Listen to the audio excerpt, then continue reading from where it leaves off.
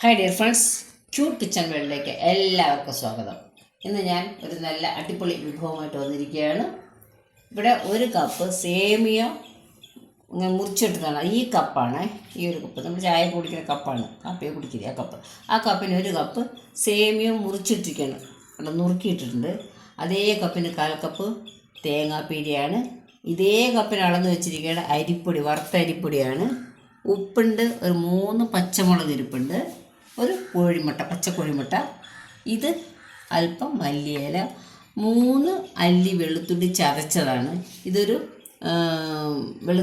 സവാള നേരിയതായിട്ട് മുറിച്ച് വെച്ചിരിക്കുകയാണ്. ഒരു സാമാന്യ വലുപ്പമുള്ള മീഡിയം സൈസ് സവാള മുറിച്ച് വെച്ചിരിക്കുകയാണ്.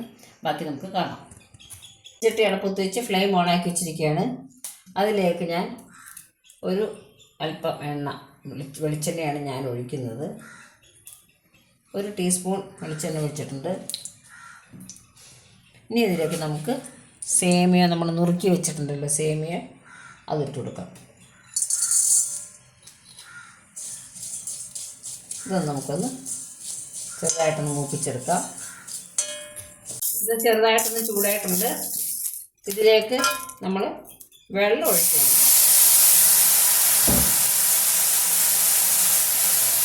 നമ്മൾ 1 കപ്പ് സേമിയ എടുത്തു, 3 കപ്പ് വെള്ളം ഒഴിക്കണം.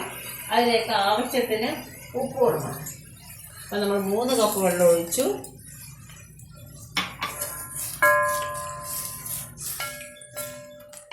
ഇനി ഉപ്പിട്ട് കൊടുക്കാം.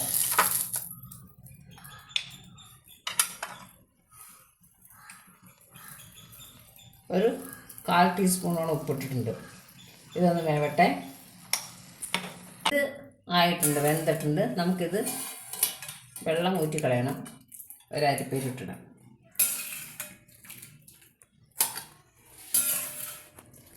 അടപ്പുത്തിച്ച് അതേ പാത്രം തന്നെ ഞാൻ വെച്ചിരിക്കുകയാണ്. അതിലേക്ക് വീണ്ടും 1 ടീസ്പൂൺ എണ്ണ ഒഴിച്ചു. ഇനി നമുക്ക് അരിഞ്ഞു വെച്ച സവാള എല്ലാം കൂടെ നമുക്കൊന്ന് വഴറ്റിയെടുക്കാം.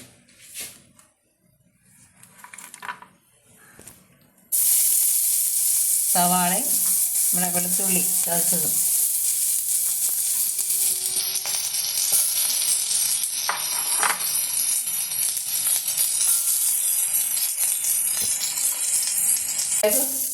ആ പച്ചമുളക് ഉണ്ടല്ലോ, അതിവിടെ അരിഞ്ഞിട്ടിട്ടുണ്ട്.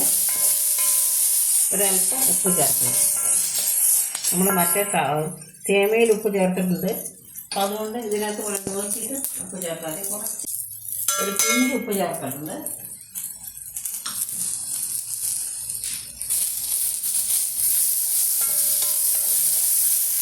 നമ്മൾ ആ വേവിച്ച് വെച്ച സേമിയ ഒരു പാത്രത്തിലോട്ട് ഇട്ട് കൊടുത്തിട്ടുണ്ട്.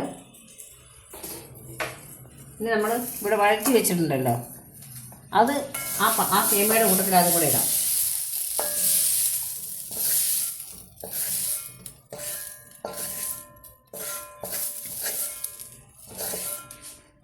ഇതിലേക്ക് എടുത്തു വെച്ച തേങ്ങ, ഒരൽപ്പം മഞ്ഞൾ, ഇനി നമ്മളൊരു കോഴിമുട്ട എടുത്ത് വെച്ചിട്ടുണ്ടായിരുന്നു, അതും കൂടെ പൊട്ടിച്ചതിലോട്ട് ചേർക്കുകയാണ്.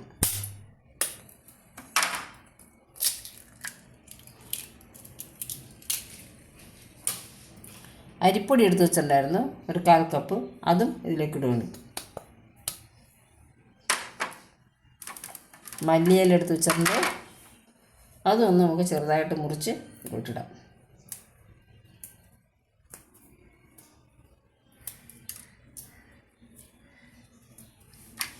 ഇനി ഇത് നന്നായിട്ട് മിക്സ് ചെയ്യാം.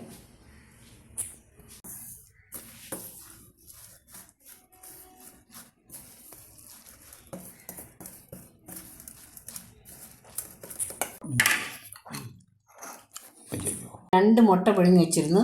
അതിൽ ഞാൻ അത് പതുക്കെ ഒന്ന് മുറിച്ച് കൊടുക്കാൻ പോവാണ്, ചെറുതായിട്ടല്ല, ഒരു 3-4 മുറിക്കാം. ഇങ്ങനെ മുറിച്ച് വെച്ചിട്ടുണ്ട്. മറ്റേത് അതുപോലെ നമുക്ക് മുറിക്കാം. ചീനിച്ചട്ടി ഞാൻ അടപ്പത്ത് വെച്ചിരിക്കുകയാണ്. അതിലേക്ക് നമുക്ക് കുറച്ച് എണ്ണ ഒഴിച്ചെടുക്കാം.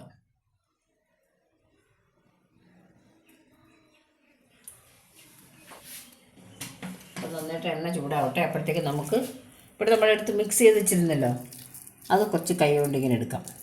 കുറച്ചെടുത്തിട്ട് ഒരു കഷ്ണം മുട്ടയെടുത്ത് ഇതിനകത്ത് വയ്ക്കുക, അത് പൊതിയുക.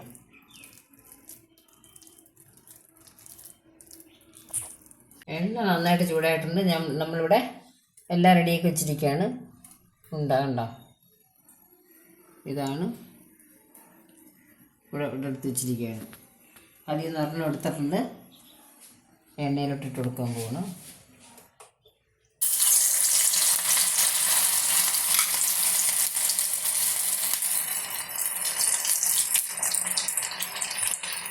പെട്ടെന്നാവും, എല്ലാം വെന്ത സാധനങ്ങളായാലും പെട്ടെന്ന് നമുക്ക് പതുക്കെ തിരിച്ച് മറിച്ചിട്ട് കൊടുത്ത് അങ്ങോട്ട് എടുക്കാം.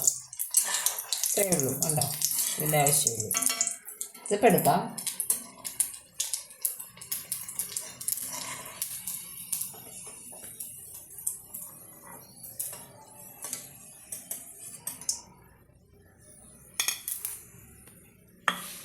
അടുത്തതുപോലെ നമുക്ക് ഉണ്ടാക്കിയെടുക്കാം.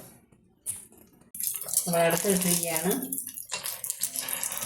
നമ്മൾ ഈ എണ്ണയിൽ ഉണ്ടാക്കുന്ന പലഹാരങ്ങൾ വെന്ത് കഴിഞ്ഞ് എടുക്കുമ്പോൾ നമ്മൾ ഫ്ലെയിം കൂട്ടി വെച്ചിട്ട് എടുത്തിട്ട് വീണ്ടും നമ്മൾ സിമ്മിലിടാം. കാരണം ഫ്ലെയിം കൂട്ടി വയ്ക്കുമ്പോൾ എണ്ണ അധികം കുടിക്കില്ല. അത് ടിപ്പാണത്.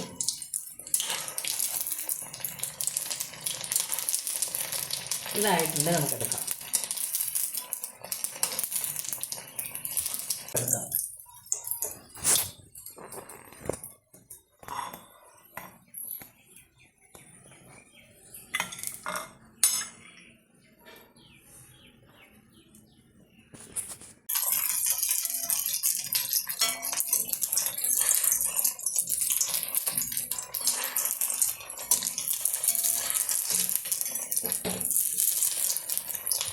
നമ്മുടെ സേമിയ എഗ് കബാബ് റെഡി ആയിട്ടുണ്ട്. നല്ല സ്വാദാണിതിന്.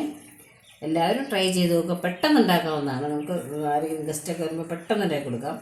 എല്ലാവരും അതൊരു കുട്ടികളും എല്ലാവരും ഓഫീസിൽ നിന്ന് വിട്ടുവരും, സ്കൂളിൽ നിന്ന് വിട്ട് വരുമ്പോൾ വൈകുന്നേരത്തേക്ക് നല്ല ഒരു കടിയായിട്ട് ഉപയോഗിക്കാം. കറിയായിട്ട് ഇത് ഉപയോഗിക്കാം. ഞാനിതൊന്ന് മുറിച്ച് കാണിച്ചു തരാം.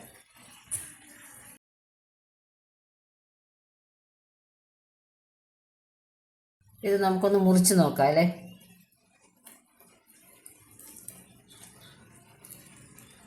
ഉണ്ടോ, എല്ലാം അതിനകത്തിരിപ്പുണ്ട്.